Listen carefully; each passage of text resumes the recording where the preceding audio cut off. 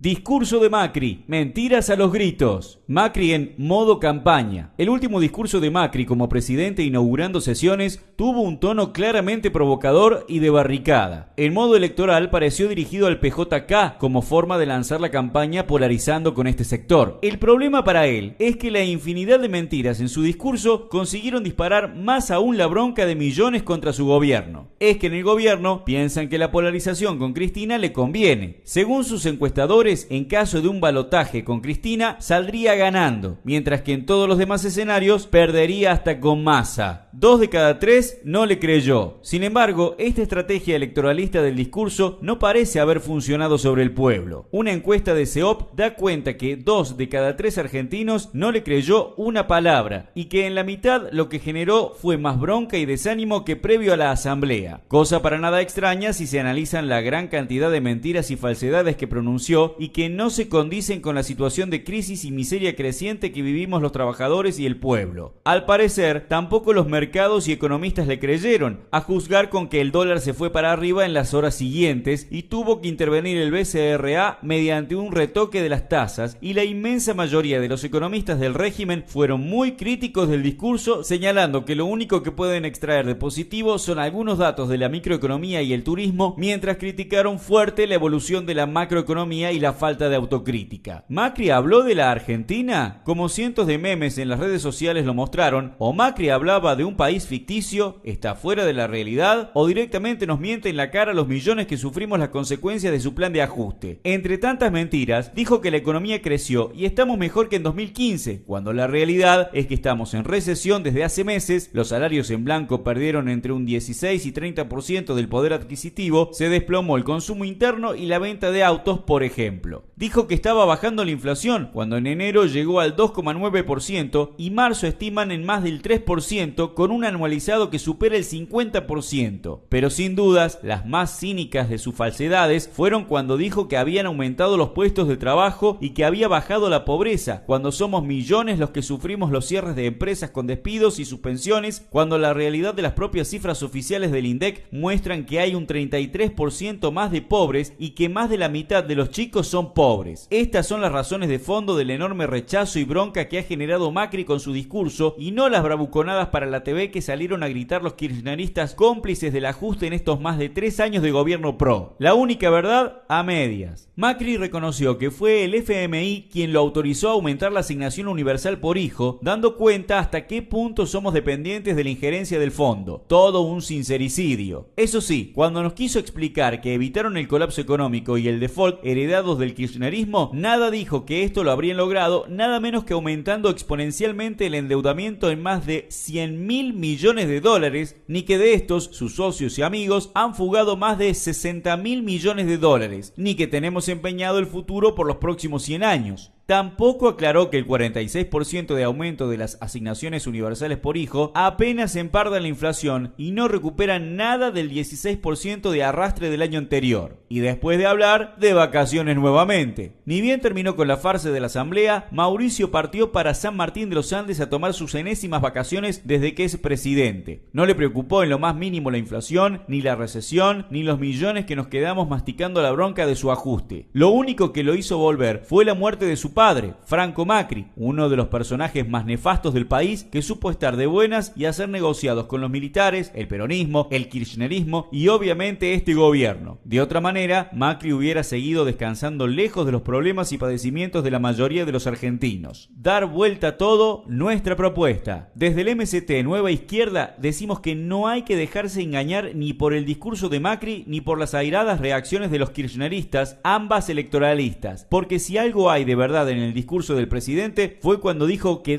todas las medidas que tomó lo hizo con el apoyo, complicidad decimos nosotros, de la oposición. Por eso desde el MST decimos que debemos hacer lo opuesto a lo que nos propone el gobierno y la falsa oposición. Tenemos que poner en marcha un plan económico opuesto al actual, que suspenda de inmediato los pagos de la deuda y rompa los compromisos con el FMI, que priorice pagar la deuda interna con el pueblo, aumentando los salarios, jubilaciones y planes al valor de la canasta familiar, que combata la inflación eliminando el IVA de los productos de consumo masivo y que imponga el control de precios y la ley de abastecimiento para combatir la especulación y acaparamiento, que prohíba los despidos y reduzca la jornada laboral a 6 horas con reparto de las horas de trabajo manteniendo el salario, entre otras medidas de urgencia. De esa manera, la crisis la pagarían quienes la originaron y se beneficiaron, las grandes corporaciones y el imperialismo.